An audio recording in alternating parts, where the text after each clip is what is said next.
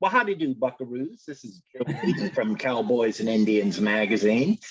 And the next time somebody tries to tell you that country music is not an international phenomenon, is not an international language, well, I think you should take a listen to the music of Dusty and Stones, the Cowboys from Swaziland.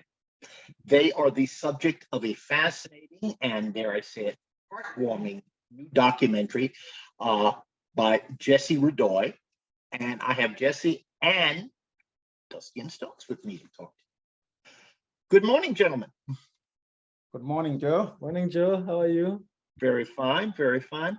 And I'll toss this first one out to Dusty and Stones. Looking at the documentary, it sounds like you got the country vibe from, of all places, the Voice of America radio.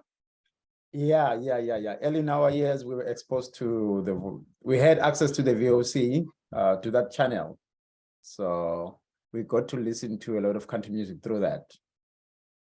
And your early favorites, I understand, were Johnny Cash, but also Dolly Parton. Well, in Africa, Don Williams and Dolly Parton and Kenny Rogers, those are the favorites.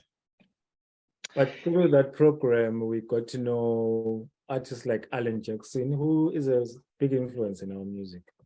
And I understand that Dolly Parton's song about, well, her mountain upbringing spoke especially eloquently. Exactly. Yeah, whatever. She's talking about her own home where she grew up. And in it, we also could reflect our own home where we come from. It was like she was telling our own story in a way. Do you remember the first time the two of you, decided, maybe we could try our hands at, there is a friend, unfortunately, he has passed away now. At the time, he was thinking, now we have listened to a lot of country music. Why don't we try and sing it now? At the time, none of us could play guitar, but he sort of planted that idea that, okay, maybe down the line, and then it went on until we could then start to learn how to play guitar. But I do remember that it was suggested by a friend of ours, Comfort Mamba, way back when we were young. He thought he had all these Don Williams albums and he thought he knew everything about country music. So he thought, maybe we should try and sing these songs. Do you remember the first time you performed before a live audience? Yeah, I do remember. I think it was at a wedding. Yeah. At a wedding of one of our country music association member. He was a founder of the Country Music Association in Swaziland. So he was having a wedding. And that's where we first played. And I remember we were a bit shaky, Stones. I remember he was supposed to play some lead stuff there. He was a bit nervous. Some solos. Yeah. I mean, we were still learning how to play guitar then. So I'm not sure if we were ready for the stage, but maybe you're never ready. You just have to get on with it. Well, judging from the documentary, it wasn't like, you guys had much encouragement when you were children. I mean, looks like, Granny was always, telling you to quit fooling around and you're going to be criminals. Go out there and, bring the cows in. Even now, do you ever wake up in the middle of the night and think this has all been a dream and Granny's going to come into the room any moment and send us out with the cows again? I think where we come from, there's this perception about playing the guitar. No one ever thinks it can take you anywhere. So they're always saying, maybe do other stuff, maybe education first, school first. So that's why they were sort of against it. But now when we look back, maybe, it worked beyond what they expected, I think. It went beyond their expectations. Yeah.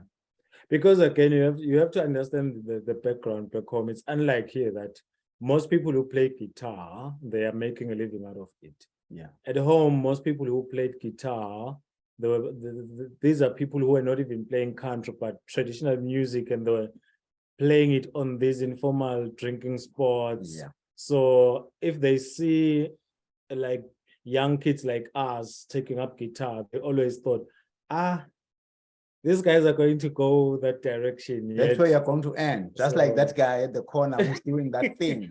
So that's the thing. You know. So until they started feeling, oh, this thing is coming up nice. Yeah. These boys are onto something. Yeah. Well, now, it's obvious that the two of you were trying to, keep your bets covered. I mean, you were still working respectively in construction and as a teacher. Was there ever a long, dark night of the soul when you thought, well, maybe we need to just concentrate on our day jobs?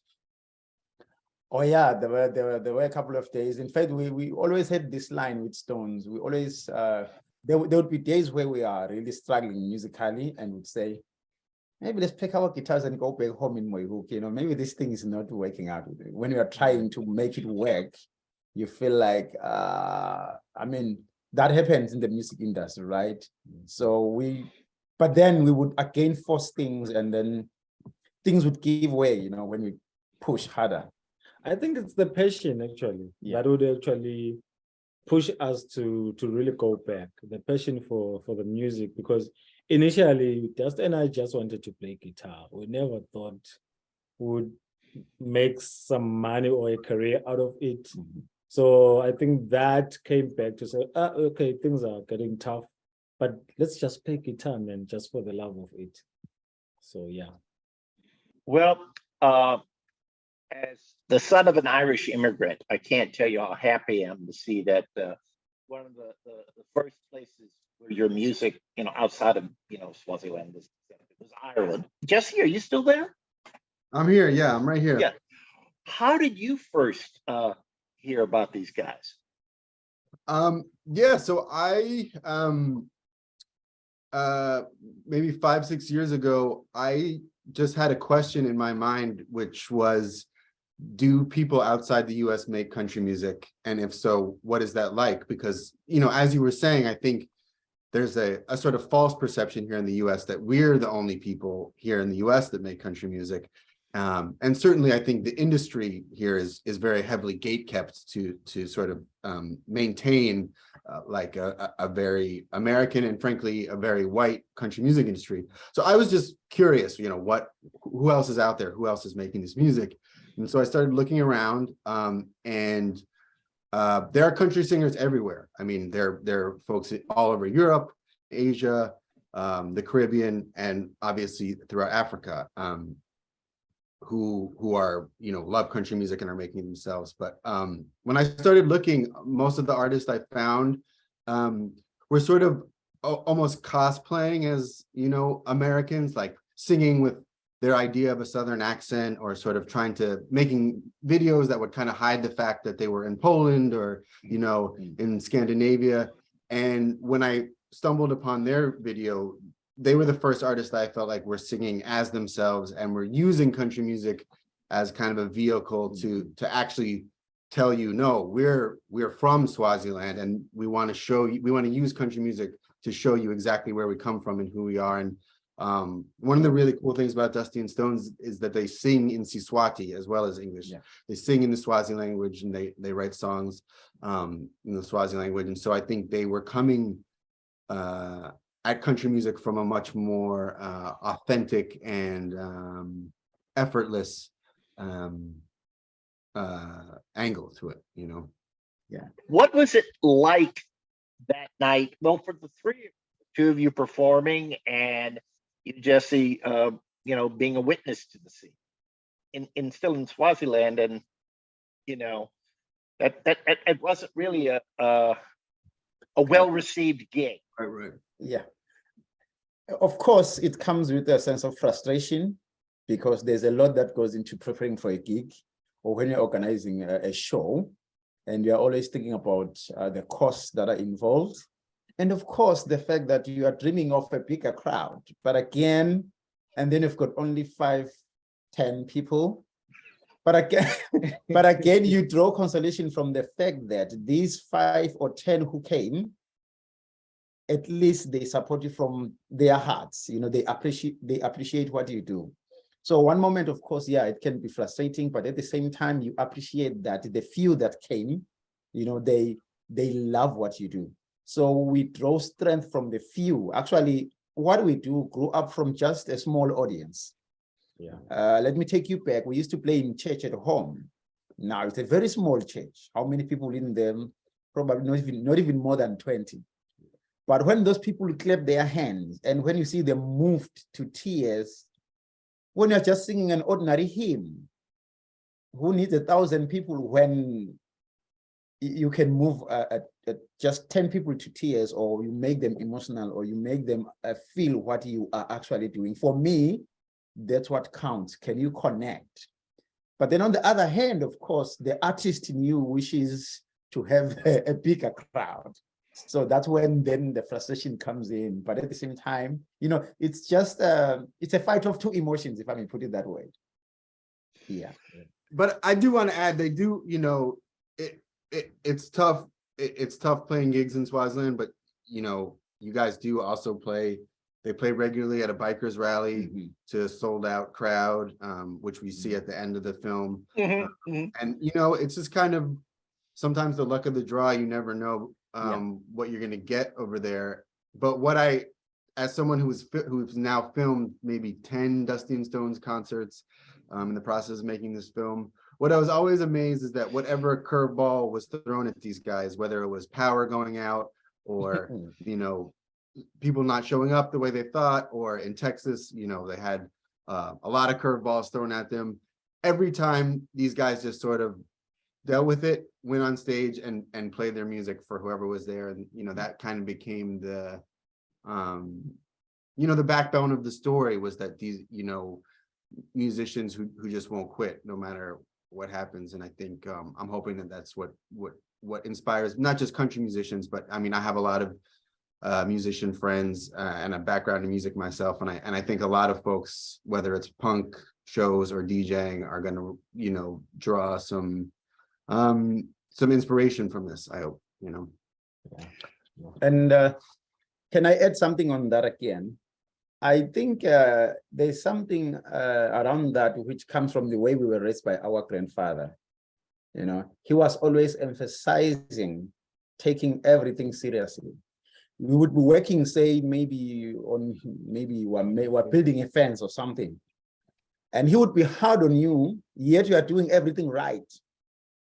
It was like he wanted us to grow a second skin, if I may put it that way, that whatever you do, don't do a shoddy job. Even no matter how hard it is, always give it your best.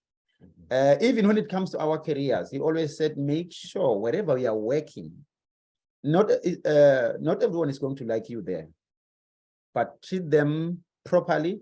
Make sure that the first thing that is important to you is the job. So it's always about the job. Let me respect the job. So for us, we draw inspiration from those lessons when we were young, taking everything that we do seriously, not just doing it for the sake of. So that even when hardships come by, we said, this is familiar ground for us. We've been there, and we always find a way around. Our grandfather taught us to find a way around, not to quit. Yeah. And then again, also just to add on that, I mean, once you find yourself in that position, the question is, what are you going to do? If you start panicking, you are messing the whole show. Yeah. So all you need to do is think quick. How can we fix this? How can we make this show happen? Yeah. And the show has to be enjoyed by everyone who attends, whether it's 5 people or 5,000 people. Yeah. So I think that is what we learned growing up with our grandparents, that, okay, this has been messed up, but what do? To sit down and cry, you get frustrated, and then the audience will see you getting frustrated, then what? You've already lost them. Yeah. So you have to think quick, come up with a plan, make the show happen. Then let's move on. Yeah. Another one of the wonderful things about this film is, I dare say there's almost a fairy tale quality to it. I mean, here you are doing YouTube videos, and it's like, and you're sending messages out in a bottle. And out of the blue, you get this response from this Texas awards show that they've seen your video and they want you to come to Texas and perform. Yeah. And another thing I think about this film that may inspire a lot of wannabe musicians is, yeah, you see, you can get a gig from YouTube. True. Yeah. Yeah. When you first got the email, was your first response, okay, this is jive, somebody is putting me on? I mean, did it take you a moment to think, oh my gosh, this is for real? Yeah, there were moments of of disbelief, because you are thinking, where we come from. When people think country music, it's not Nashville they always think about, because they think Cowboys and all that. So when you talk about Cowboys, where we come from, talk about Texas. It's only when you are doing country when you get to know there's something about Nashville. Okay. Yeah, but when you say Texas, okay, they think it's country music. So when we got that invitation, it was unbelievable.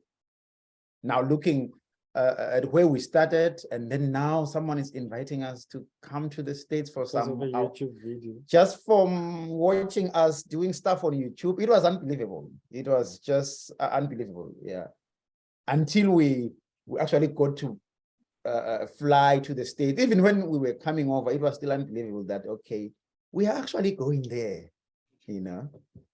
But again, I remember even with that, we also had to double check. Oh yeah, the Texas Awards thing. We had to check it out over the internet. Google's what are these awards all about? So we realized that it was a South African artist who had been there, and she was talking highly of it. Yeah. And it being in Texas, like Dustin explained, how we perceive Texas and country music. So we then got excited about it, and we're just looking forward to it. Yeah. Because, this could have been one of these things where, and if you pay $1,000 entry fee. Yeah. Yeah. And then you all the energy and the excitement that you had, and then will sort of fade away once you hear that line. It's not what I thought it was. Yeah. What surprised you the most about Texas? I think I had this perception, that it was something so huge, and I'm not trying to, but it didn't actually match what I had in mind. Yeah. That's what I can say. And I think what maybe contributed to that a lot was that our trip started in Nashville. Oh yeah. And Dustin and I already knew that country music is big in Nashville, and the players who inspire us, they're in Nashville. Not just the music artists, like the players, Brent Mason, all the players, like Pete Robbins and all that. So those guys, we knew that they're in Nashville. So when we were in Nashville, the session in the studio recordings, they more like cemented what we already thought of them, that in Nashville, there's what we call the Nashville Cats. So those guys, whatever you give to them, they will just nail it. That's how good they are. Mm-hmm. So when we went to Texas, more especially going there now for the performances, we thought country music is big in Texas. They are probably the same. Yeah. So once we started doing maybe rehearsals, we realized, hey, no man, Nashville is something else. Texas is something else. I was surprised. I really wasn't expecting that. More especially when we already had the sheet music to say, guys, this is what you need to play. We don't even need to rehearse for hours and days now. This is the song that we need to play. But that was the surprise for me to that realization that Nashville Cats and your Texas players are maybe Not unless there are some good players in Maybe Texas. people It's from just town that to town. the ones whom we were dealing with on the day were not up to. But there's one more thing I'd like to say. There are some similarities we could pick between the Swazi people and the general, just the general public that the we met in Southern Texas, hospitality. the hospitality kind Oh of thing. yeah. Everyone we were talking to along the streets, as we're moving up and down in the town of Jefferson, we would always say, this reminds us of the people Back home. back home in Swaziland, how receptive they were and the hospitality, Yeah. that I think I liked a That- lot because yeah. there's this lady we even talked to, and I remember me and Stone telling her that you're just reminding us of home, the way, because Swazis are known to be so hospitable to people. Yes. They are so warm and open, and to receive that kind of a reception in another place, I think I liked that a lot. Yeah. It sort is of true. surprised me because I was thinking maybe, oh, okay, they would have a different or something new, a different reception to us. But it was nice to be, They were so received welcome. that way. Yeah. Well, now you're kicking off your run on the film festival circuit this week. Yeah. I'm sure readers of Cowboys and Indians magazine, anybody else who sees this video, they're going to know, when can they see this movie? Well, if this video is posted in the next week or so, starting this Friday, which is November 18th, the film is going to be available for online streaming on Doc NYC's website. So if you just go to the Doc NYC website and look up Dusty and Stones, there'll be a link to get streaming tickets. So that'll be up for a week following the 18th, and then after that is TBD. I mean, we're hoping to line up some more film festivals, and obviously the dream would be to get some sort of wider distribution or theatrical run. But for now, it's just a week-long run for US viewers online starting this Friday. Okay.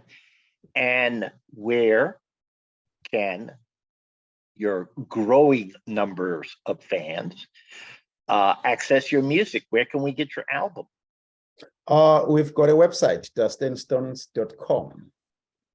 Yeah, everything is in there. We have our songs, or there's also Bandcamp where they can buy our songs. But is it bandcamp.com, if I remember very well? Bandcamp.com. Bandcamp.com. I think that's where they can buy our songs. You got SoundCloud too, yeah? Yeah, we're still trying to set up that one.